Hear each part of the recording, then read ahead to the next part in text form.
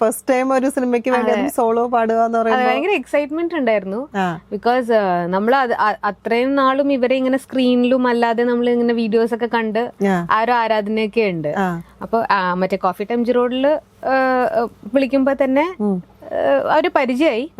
പിന്നെ അവരുടെ ഒരു സെഷൻ വിനീതേട്ടനും ഉണ്ടാവും റെക്കോർഡിംഗ് സമയത്ത്. He's very particular. ആളുടെ മൂവീസ് ആണെങ്കിലും എന്ത് വർക്ക് ആണെങ്കിലും എല്ലാത്തിലും നല്ലോണം ഇൻവോൾവ് ആവും. അതാണ് ആളുടെ എല്ലാത്തിലും നമുക്ക് ആ quality you can see that.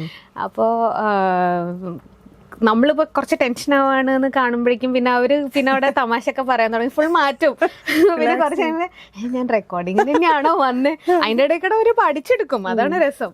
അവരുടെ വർക്ക് മുഴുവൻ പഠിച്ചെടുക്കും. കുറെ തമാശയൊക്കെ പറഞ്ഞ് ചിരിച്ചു നമ്മളൊരു വർക്കിന് വന്നിരിക്കാന്നുള്ള ഫീലിംഗേ വരില്ല.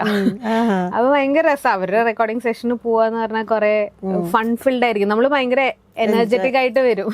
തിരിച്ചു വരുമ്പോ ശരിക്കും നമ്മളറിയില്ലേ ഒരു ബൂസ്റ്റൊക്കെ കുടിച്ച ആ ഒരു ഫീലിംഗ് ആണ്.